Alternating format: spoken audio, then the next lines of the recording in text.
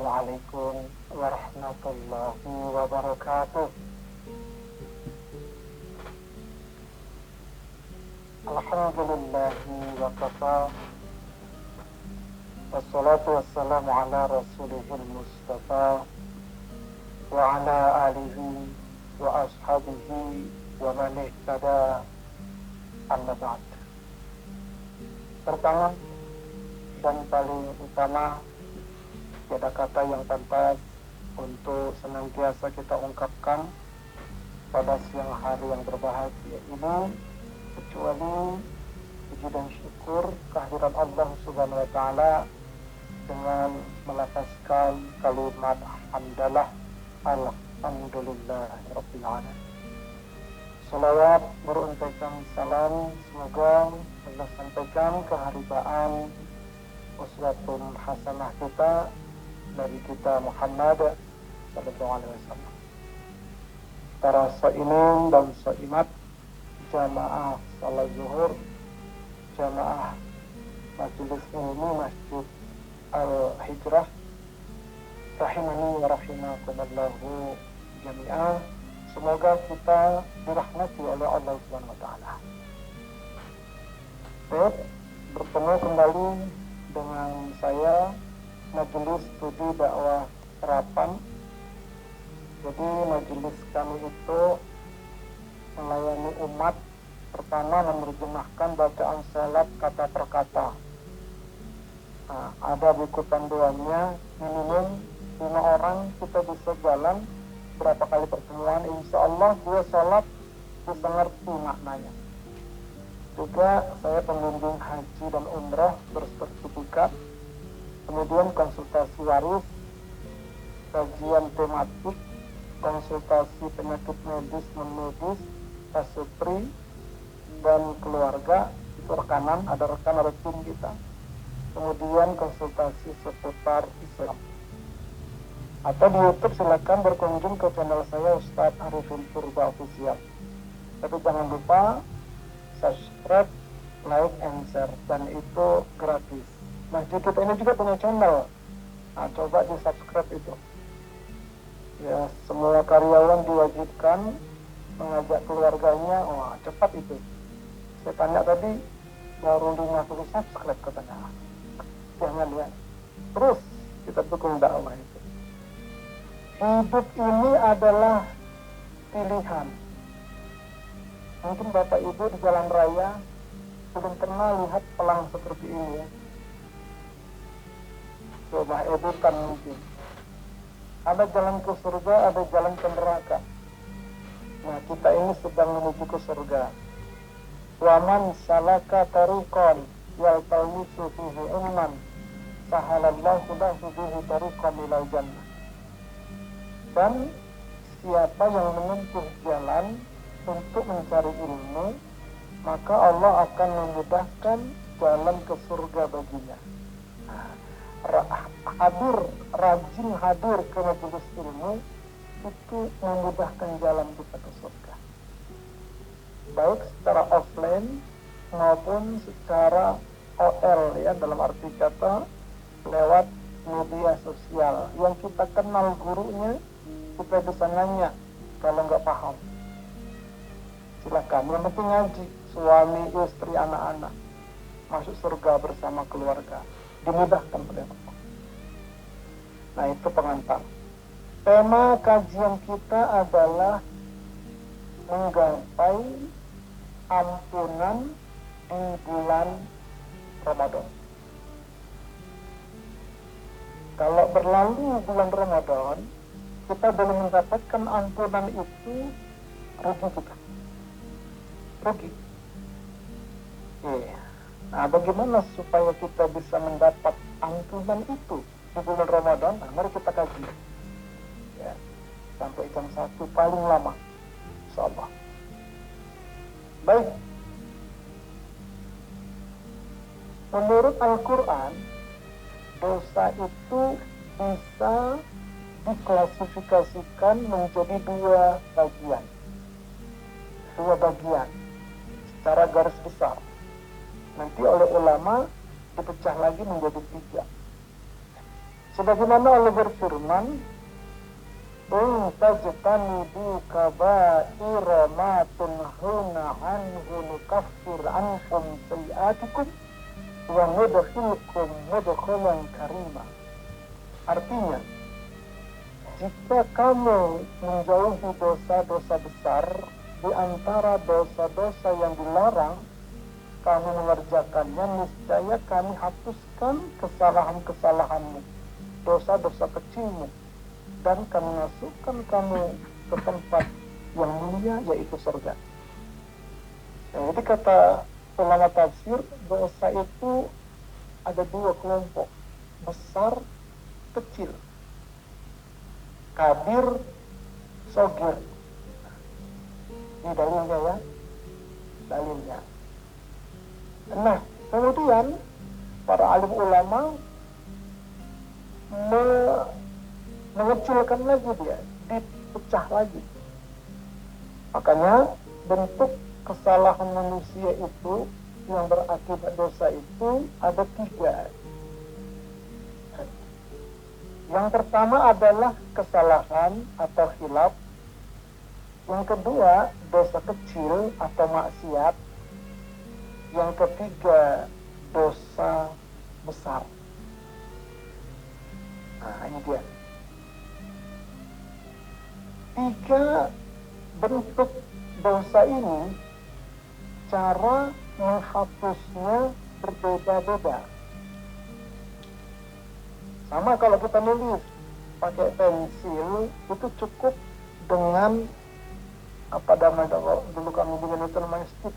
Stick itu penghapus dari karet. Nah, di ujung pensil yang satu sisi nulis, sisi lain penghapus. Kalau pakai pensil. Tapi kalau pakai pulpen itu nggak bisa pakai penghapus karet.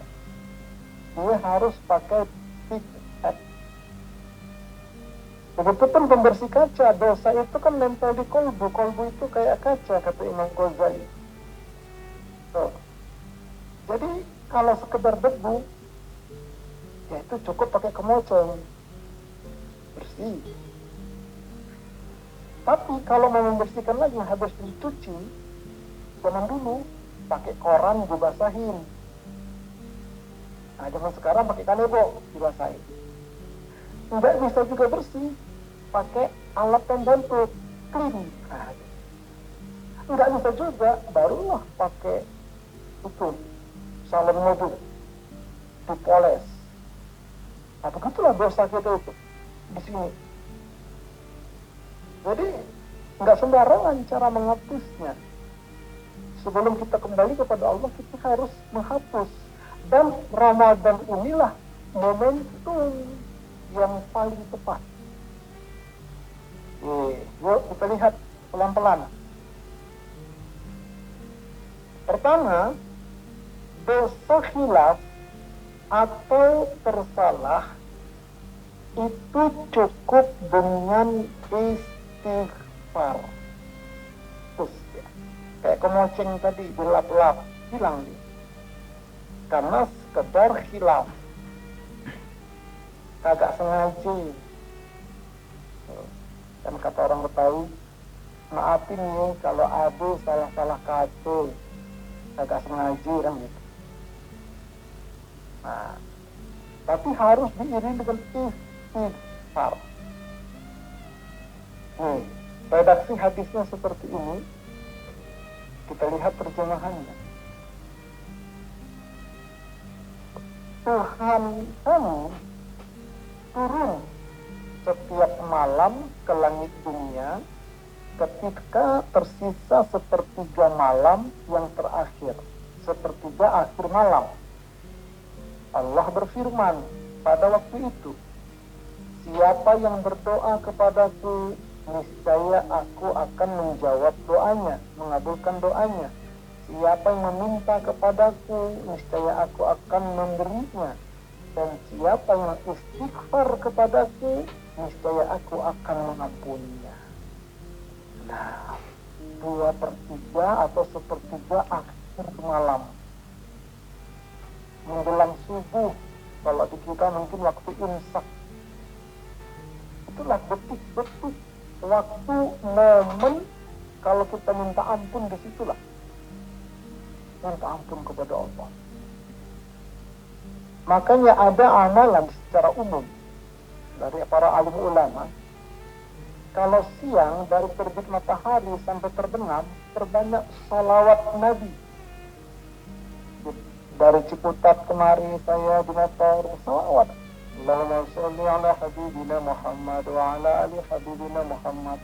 Kalau mau lengkap, Allahumma sholli wa sallim ala habibina Muhammad wa ala ali habibina Muhammad. Terus kita di atas motor dari terbit matahari sampai terbenam.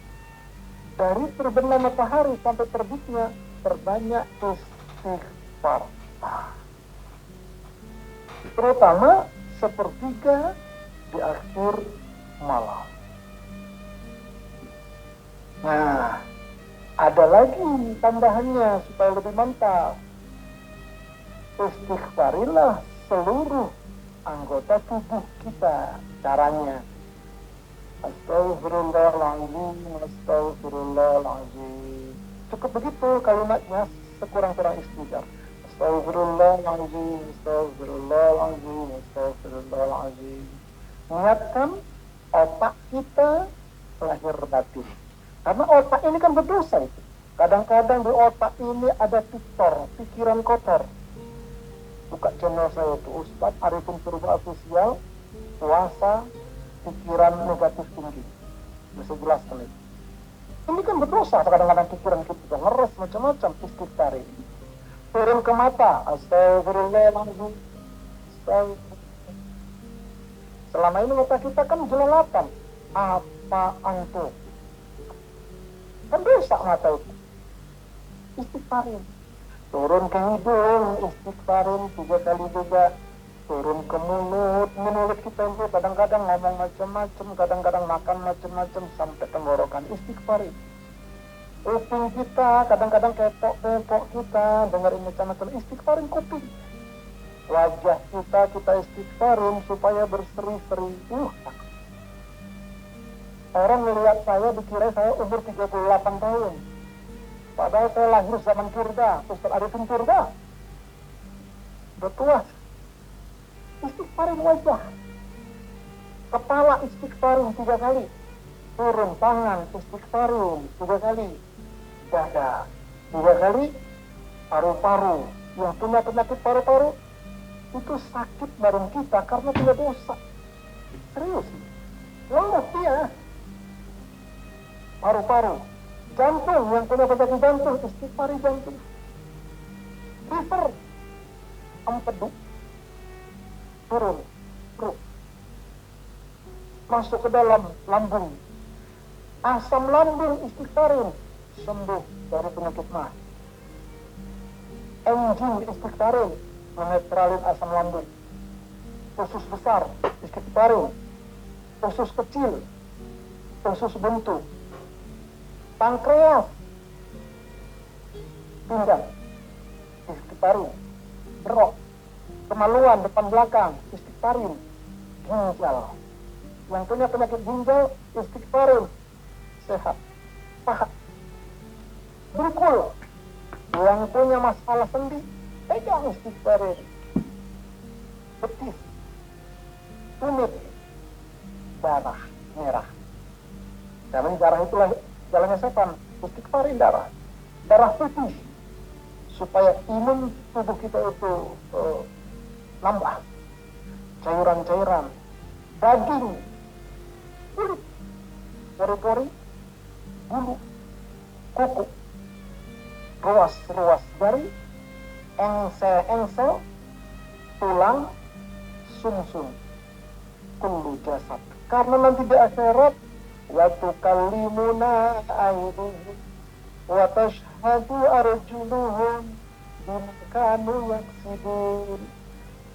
Tangan mereka nanti akan ngomong, kaki mereka jadi saksi, semuanya akan dimintai pertanggungjawaban.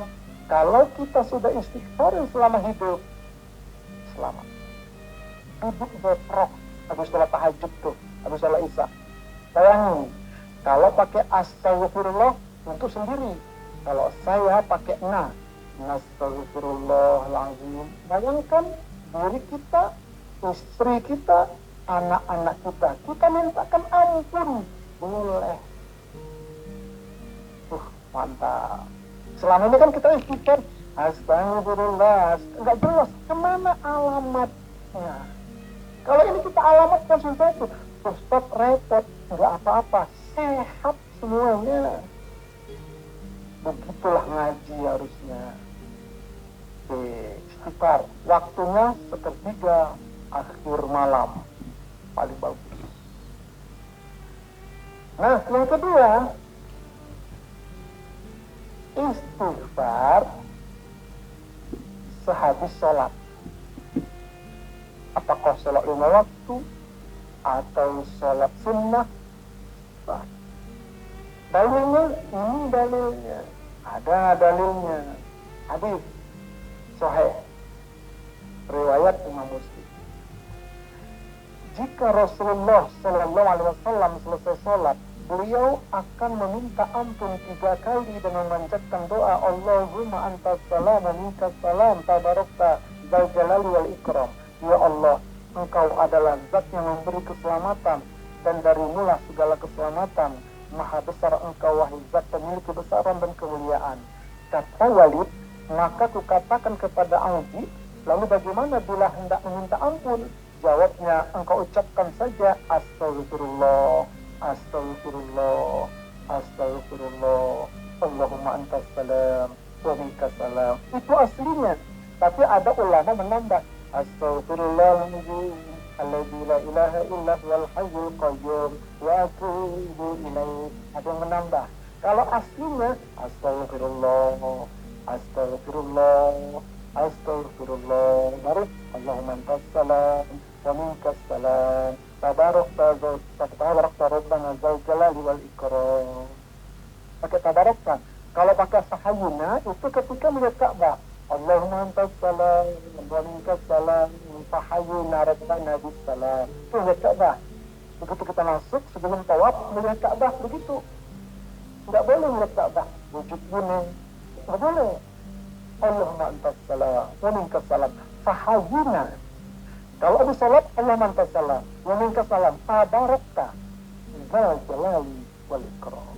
Inilah istighfar habis salat. Jadi salam kanan kiri, tetap duduk sama orang. Jangan bergerak dulu. Tetap duduk dan akhir. Tundukkan. Astagfirullah. Astagfirullah. Kenapa tidak alhamdulillah Ustaz? Kadang kan gini. Alhamdulillah. Al-Fat. Kenapa tidak itu? Kata jamaah. Pertama, karena Nabi yang mengajarkan. Iya, tapi kenapa tidak alhamdulillah? Maka maksud Bapak apa? Ya kita bersyukur kepada Allah sudah sholat. Nah, kalau Nabi tidak. Kenapa Nabi astagfirullah? Karena mengajarkan kepada kita, ketika kita sholat tadi, banyak salahnya, terutama pikiran kita. Allahu Akbar, kata ibu-ibu. Ntar masak apa ya? Kalau kemarin daun singkong, sekarang singkong lagi. Oh iya, di kulkas ada sawi putih sama tahu putih, dipotong-potong kayak dadu, enak kali ya. Allahu Akbar. Ikannya apa ya? Itu kan dosa itu lagi salah. Bapak-bapak juga kadang-kadang nyari kunci motor. Mana kunci motor papa mah? Kan papa tadi yang megang. Kita tuh di mana ya? Kata istrinya, udah bang, masih ada waktu duha. Abang sholat duha dulu. Orang cari kunci kok disuruh sholat. Biasanya bang, kata orang, kalau lagi sholat, yang lupa-lupa, jadi ingat. Betul, Allah. Baru kita. Jangan tuh kunci di sofa. Ada lama saya duduk di situ. Dipercepat sholatnya. Bener, alhamdulillah, ketemu di kunci. Itu bukan dari Allah, itu dari setan. Karena tujuan sholat untuk ingat Allah, bukan ingat kunci. Itu dosa, makanya istighfar habis sholat. Astagfirullah. Bayangkan ya Allah, aku tadi sholat banyak kelirunya ya Allah. Maka sholat kita itu jadi utuh. Begitu caranya. Jadi istighfar habis sholat, mintakan ampun ketika kita tadi sholat. Gerakan kita, kadang-kadang kan gerakan banyak yang salah.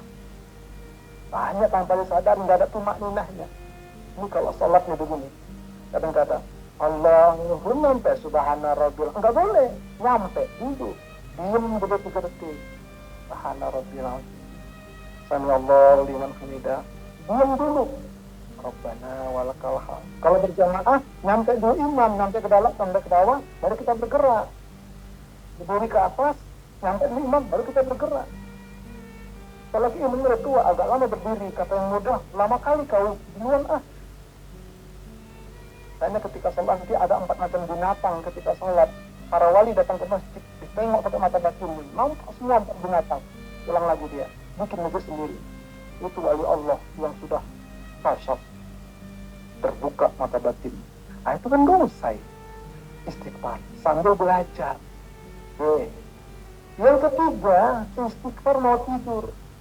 Tapi ingat, tidur malam, bukan tidur mau pengajian. Ini doa ini dibaca mau tidur malam ini. Ini hadisnya. Kita lihat terjemahan. Dari Abu Sa'id, dari Nabi bersabda, barang siapa ketika menuju tempat tidurnya mengucapkan Astaghfirullahaladzim, alladzi la ilaha illa huwal hayyul qayyum wa atubu ilaih. Nah, kata Nabi selanjutnya ini adalah, aku bertawab kepadanya sebanyak 3 kali, maka Allah mengampuni dosa-dosanya walaupun seperti buih di lautan, walaupun sebanyak daunan pohon-pohon, walaupun sebanyak kerikil-kerikil, walaupun sebanyak hari-hari dunia. Kalau mau tidur dia, Astaghfirullahaladzim alladzi la ilaha illa huwal hayyul qayyum wa atubu ilaih. Astaghfirullahaladzim alladzi la ilaha illa huwal hayyul qayyum wa atubu ilaih. 3 kali. Baru dibaca ayat kursi, baru dibaca al-ikhlas, al-falaq, an-nas, di awal dengan istighfar, maka seluruh dosa-dosa ringannya tadi hapus. Tiap tidur malam baca istighfar. Istighfarnya Astaghfirullahaladzim alladzi la ilaha illa huwal hayyul qayyum wa atubu ilaih. Nah, itu untuk mau tidur. Kalau mau habis salat, Astaghfirullahaladzim, Astagfirullah, Astagfirullah, Astagfirullah. Kalau mau habis salat, kalau mau tidur, ini. Ada satu lagi istighfar sehabis pertemuan atau pengajian. Ini dia nih. Ya. Ada beberapa bacaan, tidaklah seseorang membacanya 3 kali saat berdiri dari majelisnya, kecuali Allah akan menghapus dosa karenanya. Dan tidaklah seseorang mengucapkannya dalam majelis yang baik dan majelis zikir, kecuali dengannya Allah akan menutup amal baiknya sebagaimana kertas yang diakhiri dengan kalimat Allahumma wa bihamdika la ilaha illa anta astaghfiruka wa atubu ilaik. Nah, terus kita baca subhanakallahumma wa bihamdika la ilaha illa anta astaghfiruka wa atubu ilaik. Nanti habis penutup pengajian, maka hapus dosa-dosa ringan. 3 istighfar tersebut. Tambah lagi nanti sayyidul istighfar, zikir pagi, zikir petang. Ya, mantap. Di bulan Ramadan pula. Tapi ingat, istighfar ini untuk menghapuskan dosa ringan. Dosa sedang nggak mempan, nggak nyandak. Apalagi dosa besar nggak bisa dengan istighfar. Kita lihat, dosa sedang hanya bisa dihapus diantara dengan amal soleh. Ini hadisnya. Aku berkata kepada Rasulullah SAW, berilah aku wasiat wahai Rasulullah, kata Abu Dzar. Beliau menjawab, bertakwalah kepada Allah dimanapun kamu berada. Iringilah setiap amal buruk dengan amal baik, hingga ia dapat menghapusnya, dan penuhilah pergaulan manusia dengan akhlak yang baik. Jadi kata Nabi, Ajabai sayi'atal hasanata tamsuha. Kalau kita telah mengerjakan dosa kecil, tutup dengan amal baik. Beramal baiklah kita, maka dosa kecil itu hapus. Dosa lagi, amal baik lagi. Termasuk ibadah Ramadan ini. Puasa Ramadan. Kita lihat. Barang siapa yang berpuasa di bulan Ramadan karena iman dan mengharap pahala dari Allah, maka dosanya di masa lalu pasti diampuni. Man shoma Ramadan imanan wa ihtisaban ghufira lahu. Jadi puasa Ramadan ini hanya bisa menghapus dosa sedang. dosa ringan tadi itu kan salah-salah kata, salah-salah lihat. Kalau dosa sedang, nah ini udah mulai bohong. Tapi bohongnya tidak menyampaikan dia kepada orang munafik. Ya, bohong-bohong dikit dah. Lagi di mana bang? Lagi rapat. Rapat sama siapa? Nah, itu kan bohong tuh. Ya, atau nyolong-nyolong dikit. Nah, itu dosa sedang itu. Tapi kalau nyolongnya banyak, itu dosa besar. Bertanya, mengapa amal soleh termasuk puasa, termasuk sholat, seluruh amal soleh, umroh haji. Umroh haji itu amal soleh, hanya bisa menghapus dosa sedang. Dosa besar nggak bisa. Apalagi malam Ramadan atau taraweh, qiyamul Ramadan. Man qoma Ramadana imanan wahtisaban. Siapa yang menegakkan malam Ramadan, sholat qiyamul Ramadan atau tarawih dengan penuh keimanan, mengharapkan balasan dari Allah, diampunkan dosa-dosa yang telah lalu. Dosa apa? Dosa sedang. Oke. Tapi dasarnya karena iman. Makanya Allah berfirman, man amila shaliha min dzakarin aw unsa wa huwa mu'min. Itu dasarnya. Barang siapa yang mengerjakan amal soleh, baik laki-laki maupun perempuan, dalam keadaan beriman, maka pasti kami akan berikan kepadanya kehidupan yang baik, dan kami akan balas dengan pahala yang lebih baik dari apa yang telah mereka kerjakan. Jadi semua amal soleh dasarnya iman. Nah, apa itu ciri-cirinya?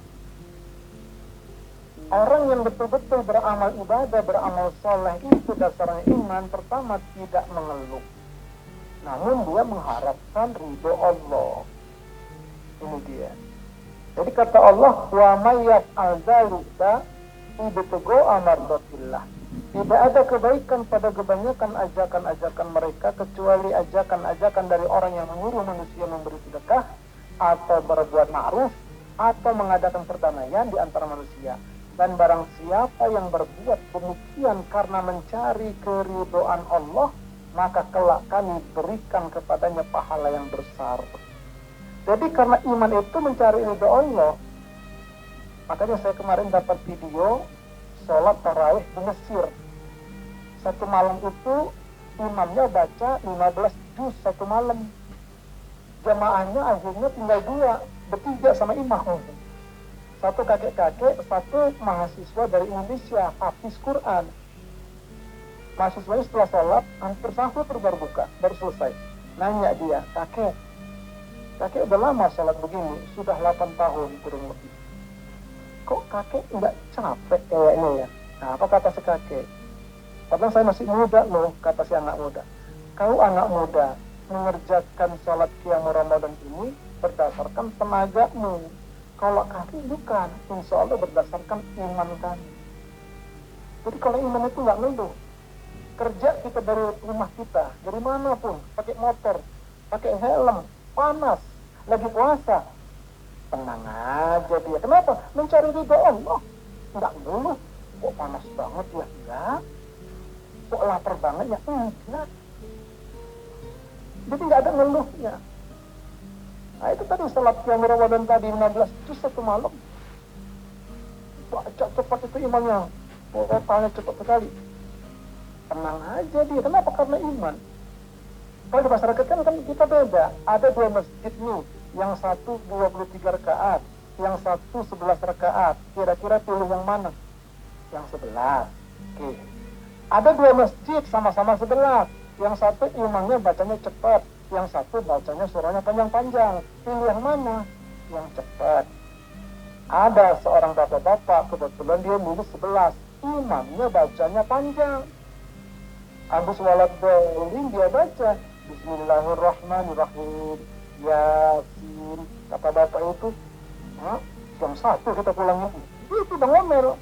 Temennya bilang, kenapa rupanya? Aku tobat, aku nggak malah gue sholat di sini katanya gitu. Aku tobat, iya nggak mau lagi. Yang sebelah bilang, kalau bang ngobrol terfatal lagi. Yang belakang bilang, gue nggak ngobrol, fatal semua. Cerah dia nggak mau sholat lagi di situ. Pindah dia masjid yang lain lagi yang sebelah juga. Ternyata di sana imamnya itu lagi tugasnya. Dia lagi dia ngaji katanya. Apa nggak ada imam di Jakarta ini? Dengar si imam itu. Oke lah Pak. Nampaknya Bapak pengen cepat dihantamnya lah Al-Fatihah satu nafas. Bismillahirrahmanirrahim. Alhamdulillahirrahmanirrahim. Ar-Rahmanirrahim. Satu nafas, satu Fatihah. Anak-anak di belakang bilang, tancap gas pir, terus pir, begitu. Kenceng banget. Saking kencengnya, karena nggak biasa, dia betul suruh lupa. Bismillahirrahmanirrahim. Lupa dia. Ada bapak di belakang nyaut. Inna lillahi wa inna ilaihi raji'un. Ampun.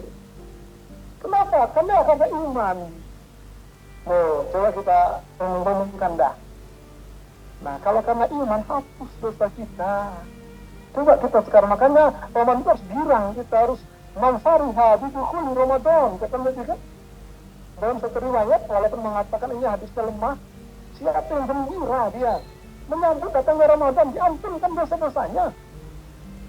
Nah, iman itu karena iman, benar karena iman. Apalagi 10 malam terakhir, terutama malam-malam ganjil. Nah, cuman tahun ini ganjil menurut versi siapa? Versi Muhammadiyah atau versi pemerintah, itu pula gitu masalahnya.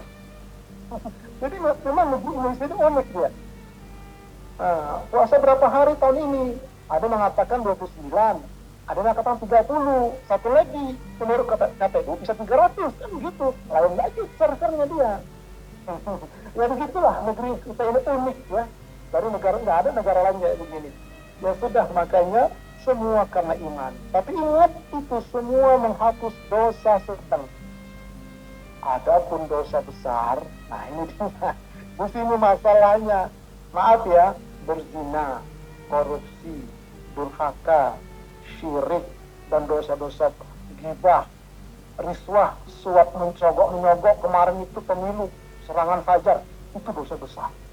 Ar-rusi wal murfashi finnar. Ya, menyogok, nerima sogok, masuk neraka kalau nggak taubat. Nah, itu nggak bisa dengan istighfar, nggak bisa dengan amal soleh. Dia harus mengikuti syarat-syarat taubat. Harus dia penuhi rukun-rukun taubat. Penjelasannya ada di channel saya, Ustadz Arifin Purba. Kalau lebih jelas, kapan-kapan kita kaji lagi khusus tentang taubat dan nasuha. Seru itu. Ada sholatnya segala itu, sholat taubat. Nah, tapi kalau mau ambil bocorannya, kunjungilah di channel saya, Ustadz Arifin Purba Official, taubat dan nasuha. Insya Allah nampak nih. Dalam bentuk PowerPoint juga. Itu YouTube saya selalu begini. Insya Allah. Udahlah, tutup layarnya udah. Wallahu a'lam bishawab. Selesailah. Kan pas itu. Jadi nggak usah ngaji ini biar pendek, masuk semua, daripada panjang, masuk separuh. Enakan mana kira-kira Pak? Ngaji awal. Ngaji. Pendek, masuk semua. Benar pas sedikit. Pendek masuk semua, kan enak daripada masuknya ceramahnya panjang tak kemana-mana, kan jelas. Enak pendek dulu masuk semua. Oh iya udah. Nggak taubat, bagaimana cara taubatnya? Ingat, YouTube Ustaz, selesai. Hanya istighfar, seluruh anggota istighfarin. Saya kasih satu kesempatan pertanyaan. Yang paling bagus pertanyaannya dapat hadiah umrah bagi yang mampu. Ini terus ini saya. Sama kita berangkat ayo. Satu pertanyaan, ayo. Ini bukan karena bingung. Saya kira ada satu silakan. Tanda-tanda orang diampuni dosanya. Menurut para alim ulama mengatakan tanda-tanda orang diampunkan dosanya, dia tidak akan mengulangi dosa yang sama. Kalau masih diulangi itu belum terima taubatnya. Namanya tomat, habis tobat kumat. Itu dia. Tuh, yang diterima taubatnya adalah kelihatan dia dari gerak-geriknya, dari ucapannya, bahkan dari wajahnya. Ini, saya kan orang Batak. Bedanya orang Batak yang Islam dengan orang Batak tukang copet dari wajah. Kalau orang Batak tukang copet, wajahnya sangar, setengah, menakutkan. Tapi kalau orang Batak sudah Islam, wajahnya bercahaya. Contohnya, tidak nyangka saya orang Batak, betul. Belum tahu mereka. Jadi ciri-cirinya Pak, lihat dari gerak-geriknya, dari wajahnya, kelihatan kok. Nah, ini terima taubatnya. Wah ya, insyaallah ya. Oke, ada lagi kah? Nah, udahlah. Nanti saya diomongin Pak Pimpinan. Jam 1 selesai. Yuk kita baca doa kafaratul majlis. Nah itu tadi. Supaya diampunkan dosa kita. Ayo. Subhanakallahumma wa bihamdika. Ashhadu an la ilaha illa anta. Astaghfiruka wa atubu ilaik. Assalamualaikum